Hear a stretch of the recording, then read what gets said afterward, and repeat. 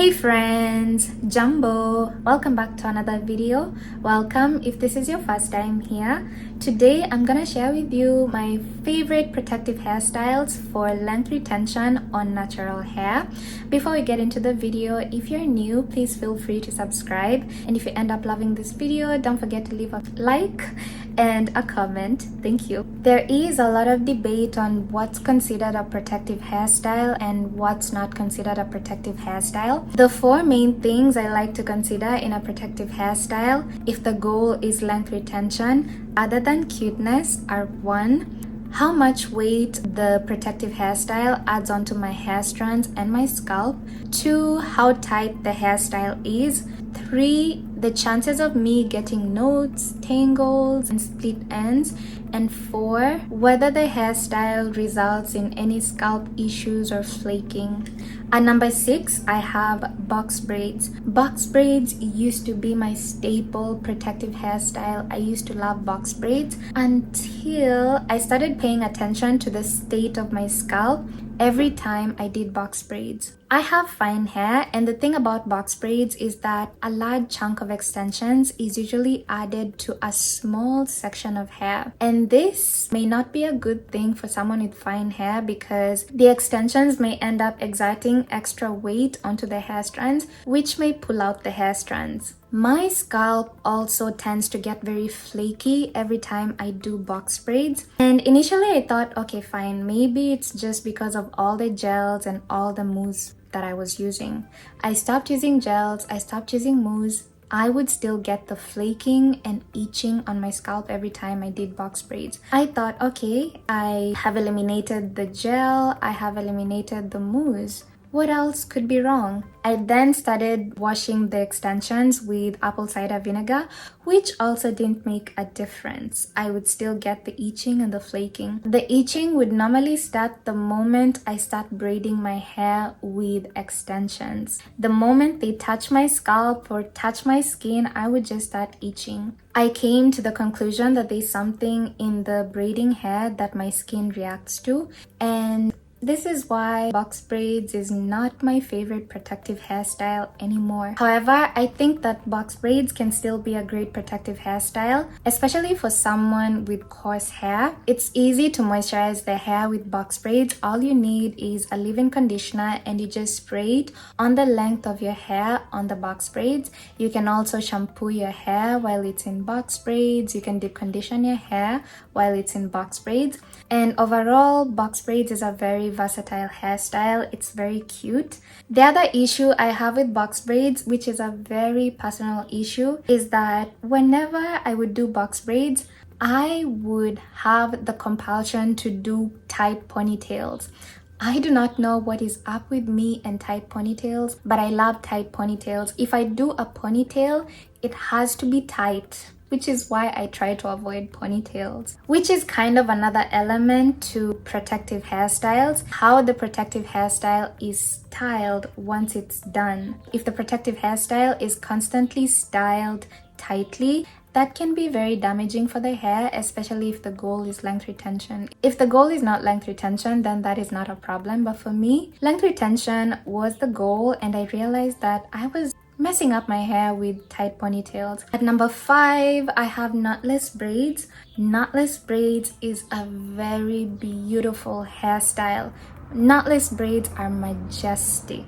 I love knotless braids. In 2023, I did a lot of knotless braids. I did knotless braids back to back to back to back, and the amount of damage I did on my hair, I'm about to talk about it. Knotless braids are kind of like box braids. The only difference is with knotless braids, instead of adding one big chunk of extension on the hair section while braiding, smaller sections of the extensions are added at a time on the hair section while braiding, if that makes sense. So the thing about knotless braids is that it doesn't add as much weight on the hair strands as box braids do. Knotless braids are also very easy to moisturize.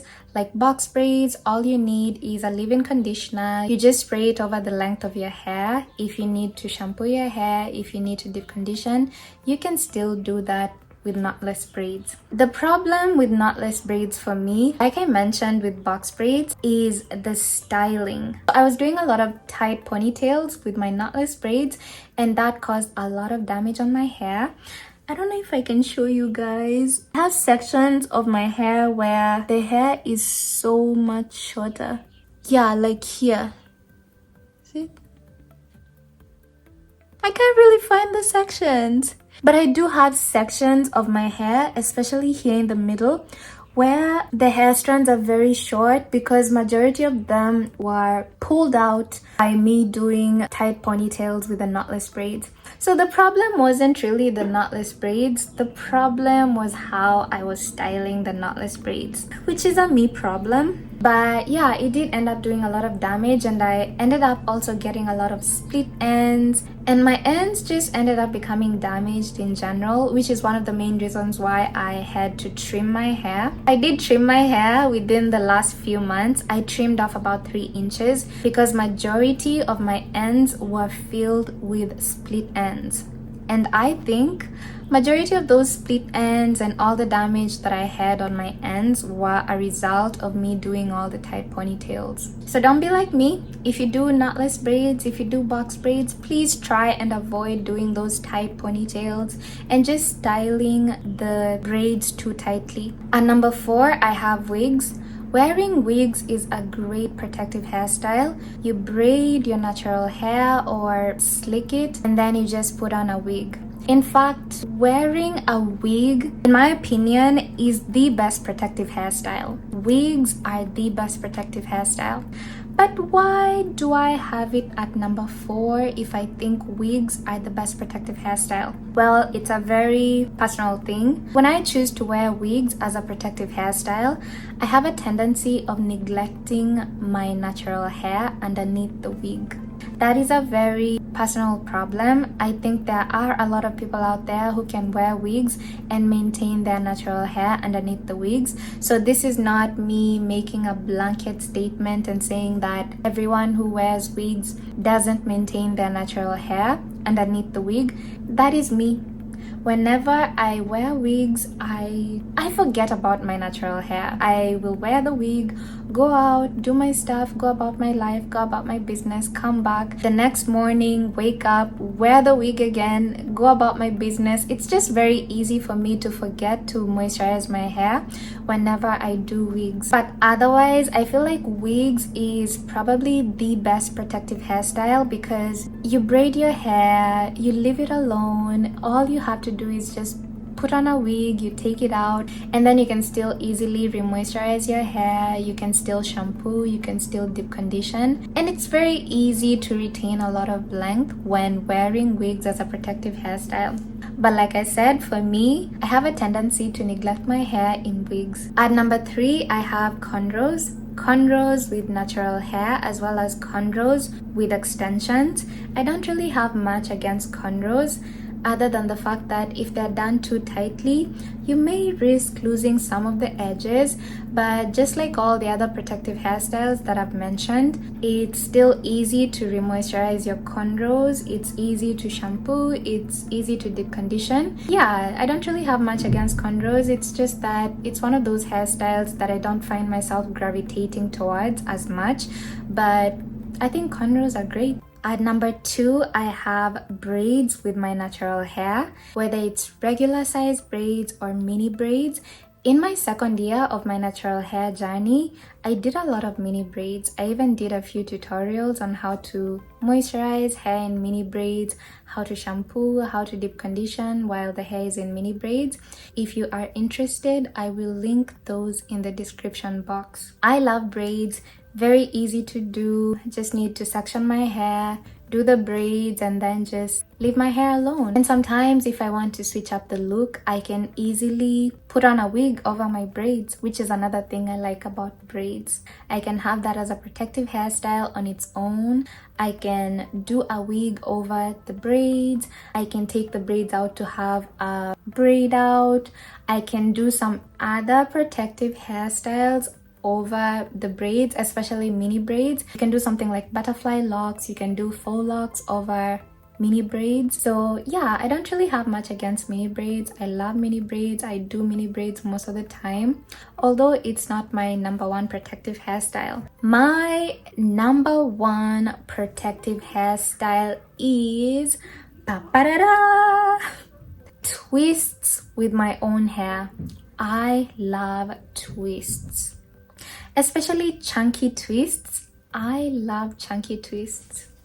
Chunky twists are my most favorite protective hairstyle. Chunky twists are majestic. Just like braids with natural hair, with twists, you can take them out and get a twist out. You can just rock the twists as they are in like a ponytail or leave them hanging.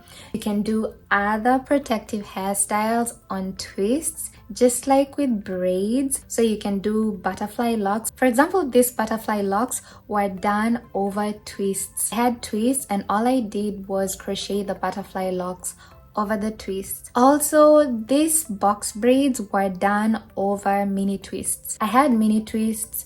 I thought about taking them down and thought about how long it was going to take me to take them down, and I did not want to go through that, but I wanted something different. So I ended up just doing box braids over my mini twists. You can also put on a wig over the mini twists. I don't do wash and goes and cornrows. I don't do wash and goes because my hair tangles very quickly, but if it works for you, I love that for you. For crochets, I just stopped doing them. Bottom line is that if the goal is length retention with a protective hairstyle, for me it depends on how the protective hairstyle is done, how the protective hairstyle is maintained, and how the protective hairstyle is styled once it's done. I feel like if those three things are being done well, then it's very easy to retain a lot of length with a protective hairstyle. What is your favorite protective hairstyle? Feel free to let me know in the comment section down below. Otherwise, that's all I have for you guys in today's video. Don't forget to leave a like and don't forget to subscribe if you're new. I will see you guys in the next video. Bye.